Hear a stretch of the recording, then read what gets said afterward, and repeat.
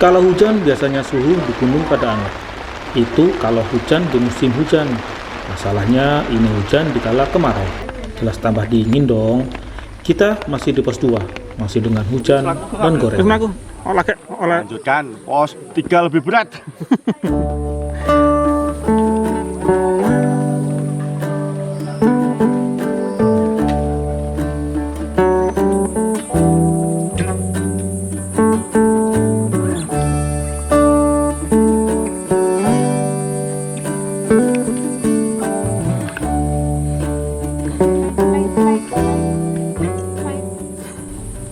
Setelah 1 jam menunggu hujan reda, kami yang sudah kedinginan dan kekenyangan, hahaha, gimana nggak kenyang? Hujan dan gorengan adalah perpaduan yang amat sangat sempurna. Kami melanjutkan lagi perjalanan ke pos 3. Jalan sudah mulai terlihat terjal, tapi masih manusiawilah karena dengkul masih belum bertemu dengan pipi. Di tengah perjalanan kami bertemu dengan monyet hitam yang dikenal di daerah saya dengan nama Budeng. Dan mereka lumayan banyak jumlahnya. Tapi mereka masih tergolong aman kok, jadi kami tenang aja.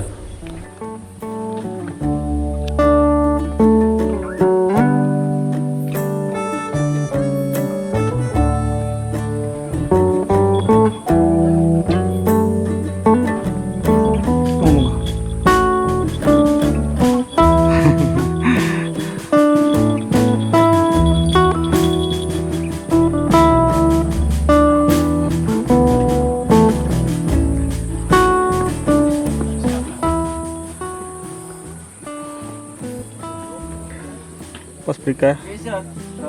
Makan siang. Sekitar 20 menit lah. Hampir jam loro lebih. 14.40. Berarti jam 3 lah, Ya. Perjalanan dari pos 3 tadi jam 1 lebih 1 lebih 20. Sampai sini jam 2 lebih 40. Terus jam 10 menit. Dan kita akan makan siang. Iya, 1 jam 20 menit. Maaf, saya tidak pandai matematika. Ya, aku akan makan. Oke, makan siang. Jam 3 kita lanjut lagi ke pos 4. Oke, selamat makan.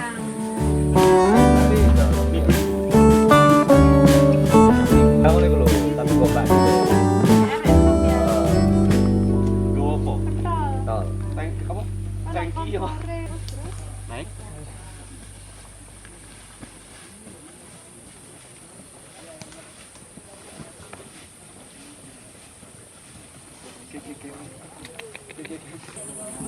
Iya.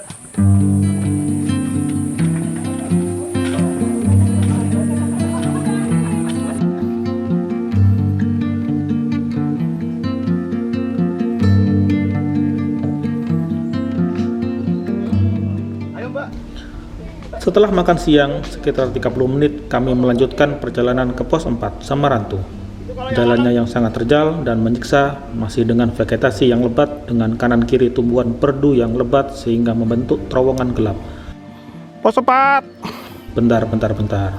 Saatnya orientasi medan. Video.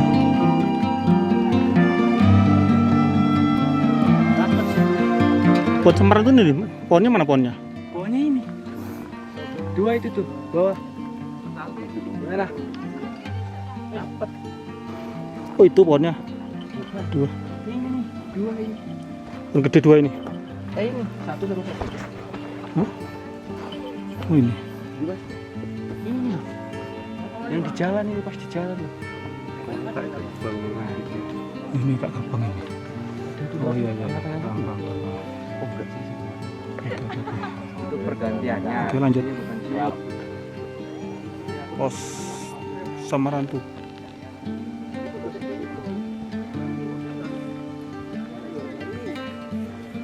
Pos 3 ke 4 50 menit. Nggak boleh lama-lama di sini karena udah gelap. Kita camp di pos 5. Lanjut. Ternyata setelah saya orientasi kenapa pos 4 dijantakan angker, dikarenakan pos 4 itu adalah spot favorit keluarga monyet di kala malam. Jadi agar mencegah pendaki bermalam di pos 4 yang jelas-jelas dekat sekali dengan markas monyet, maka diangkerkanlah tanda kutip pos 4. Takut tenda pendaki disatroni di kala malam, atau tenda pendaki kejatuhan ranting akibat aktivitas monyet di atas mereka. Koreksi kalau ada salah ya. Akhirnya diprotes, akhirnya dikerangkeng. Makanya kita rekomendasikan kemah di sini karena nanti tendamu dicacak sama monyet. Iya, pentek. Iya kan? Diajak namu sama monyet. Kan kalau namu monyet. Nek dhek gak bolo dipateni.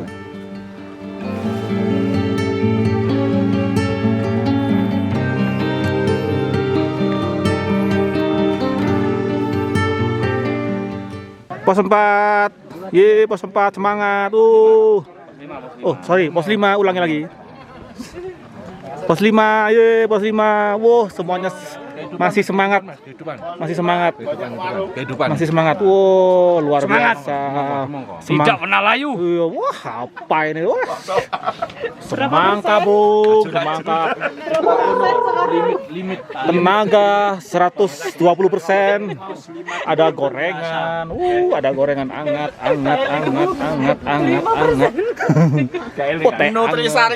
Nutrisari. Luar biasa. Tenaga masih 110% ini. Kita bisa mencapai kalau ke pos 6 bisa ini. Kita bisa. Yuk, lanjut. Ketika kita sampai di pos 5, jam sudah menunjukkan jam 5 sore dan pos 5 sungguh padat sekali. Hampir tidak ada tempat lagi untuk mendirikan tenda saking ramainya pendakian hari ini. Oh iya, di pos 5 terdapat sumber air, tapi sayang saya tidak punya dokumentasi di mata air ini. Oke, kita lanjut istirahat, makan malam, dan tidur nyenyak. Karena besoknya jam 2:30 kita harus bangun untuk persiapan summit. Sungguh hari yang melelahkan. Ya bro, sekarang jam 2:30. Sarapan roti coklat sama energen. Kita persiapan ke puncak. Estimasi kalau dari pos 5 ke puncak itu sekitar 3 jam.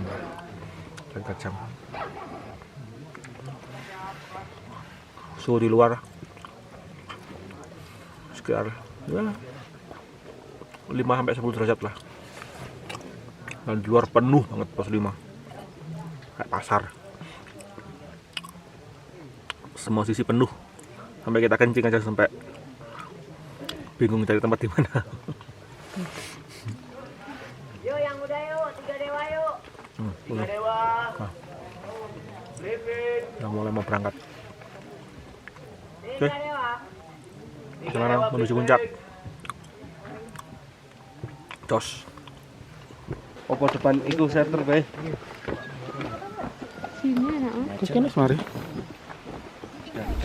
Sebelum melakukan summit, Mas Alvin selaku pendamping kami dari Volcano Open Trip memberikan panduan keselamatan dan petunjuk-petunjuk yang dirasa perlu sebagai bekal kami menuju puncak. Mulai dari estimasi jarak, petunjuk pos, dan batas waktu pendakian. Mengenai batas waktu pendakian, karena saat kami mendaki, Gunung Slamet naik status menjadi siaga 2. Artinya, Gunung Slamet bisa sewaktu-waktu mengalami erupsi. Karena inilah Mas Alvin memberikan penekanan akan keselamatan dan pendampingan karena pulang dengan selamat adalah tujuan utama. Untuk nanti yang menemani ada Mas Puput di belakang ya. Kalau butuh. Vulcano Gunung Slamet.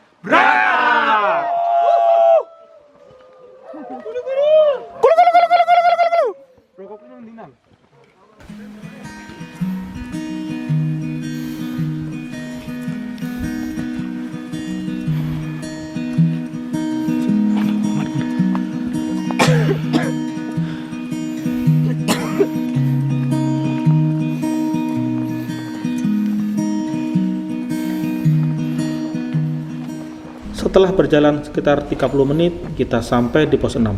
Tidak ada apa-apa di sini, hanya beberapa tenda yang menempati di lahan yang tidak sebegitu luas. Itu pun mungkin mereka memilih menempati pos 6 karena di pos 5 sudah penuh.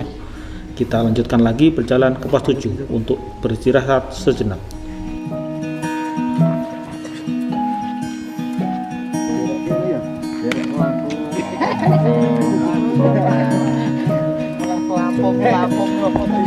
Setuju.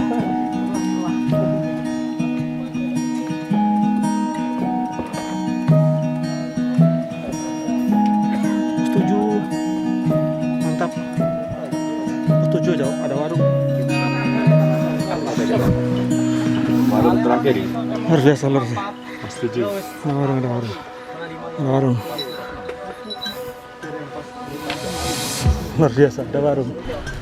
Setelah dari pos 7, kita melanjutkan perjalanan menuju pos 8. Jalan semakin menanjak dengan udara yang lembab dan dingin.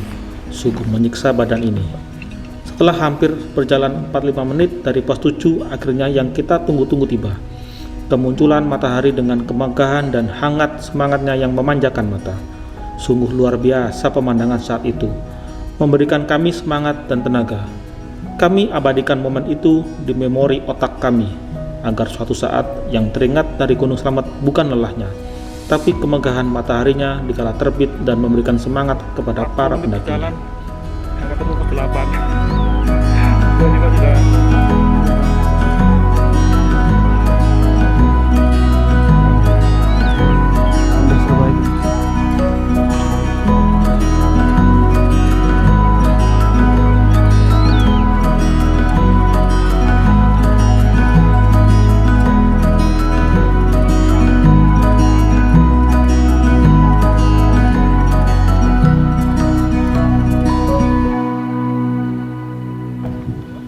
pos 9 Lawangan. Berarti fix 8 nggak ketemu. 8 adalah pos gaib. 8 pos gaib ya. Nggak ketemu ya. Tiba-tiba 9, habis 7 ke 9. Kalau mau lihat gambaran puncak. Ini gue hilang.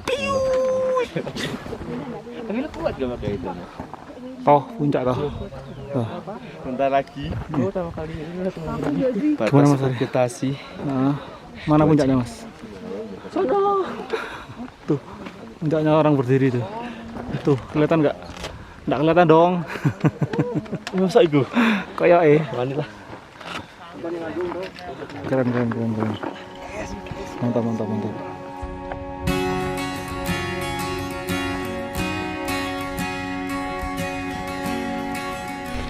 Jalur menuju puncak sungguh menguras tenaga dan mental, karena setiap kaki kita melangkah pasti dibarengi dengan runtuhnya pijakan kaki kita. Iya, seluruh tanah lereng Gunung Slamet adalah batuan kerikil dan pasir. Jika kita tidak hati-hati dalam melangkah, kita akan terjatuh dan terjerembab.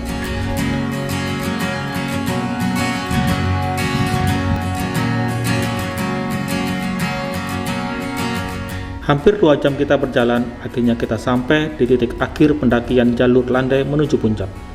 Di sana Mas Ari sudah menunggu kita dengan setia. Untuk Mas Firman dan Mas April sudah turun. Mbak Nita dan Mas Rizky yang awalnya menyerah melanjutkan lagi berjalan menuju puncak dengan tenaga yang tertatih. Akhirnya kami berdelapan sukses menggapai puncak selamat dengan perasaan haru dan bahagia. Bahkan kami para bapak-bapak ini menangis dibuatnya karena perasaan yang campur aduk saat kami semua mencapai puncak Gunung Slamet. Sungguh luar biasa dengan segala kemegahan dan bahayanya. Slamet mengajarkan kita, sekeras-kerasnya dirimu akan luluh juga jika kamu mencapai titik terlelahmu. Jangan mudah menyerah karena di sekelilingmu dipenuhi dengan sahabat-sahabat terbaik sepanjang masamu. Jagalah mereka seperti mereka menjagamu.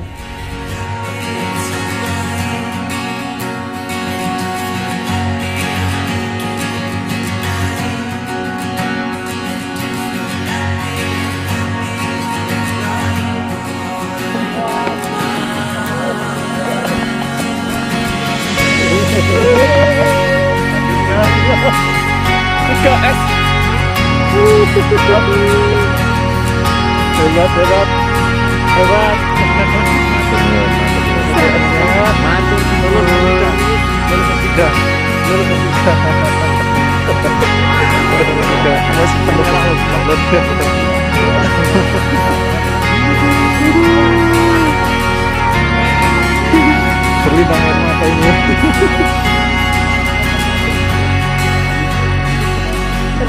Iya. Gak nyongkol loh. Terus ya Allah. Kok budal ini ya? Laki-laki itu juga bisa menangis kalau di atas sini.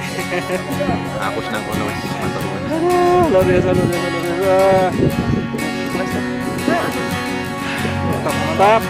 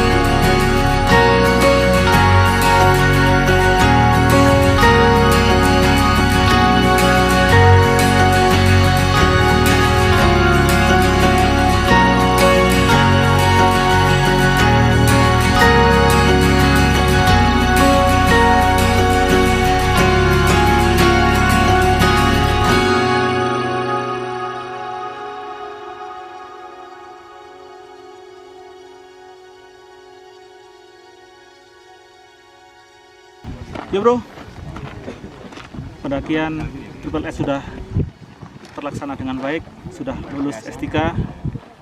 Tadi treknya, wow, benar-benar luar biasa. Kamu nginjak batu, merusut lagi, nginjak batu, merusut lagi, perjuangan. Tadi nyampe puncak jam berapa? Jam setengah 8. Hampir jam 8 ya, setengah 8 lebih. Ya, jam 8 kurang 25. Mantap, pendaki pemalas Bukit Surabaya sudah mencapai Gunung Slamet. Next akan ke gunung mana lagi saya nggak tahu. Yang penting ayo join ke pendaki pemalas. Sampai jumpa di pendakian berikutnya. Coy.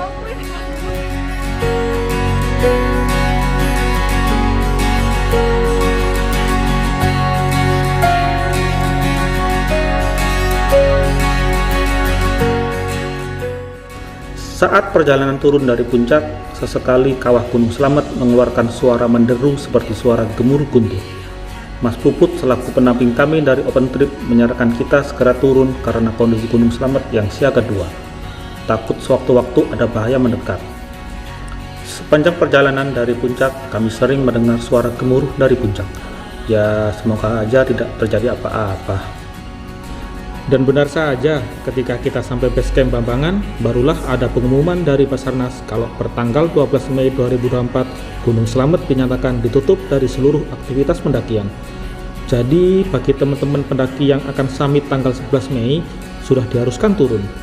Karena di tanggal 12-nya, seluruh jalur harus steril. Ya, begitulah alam.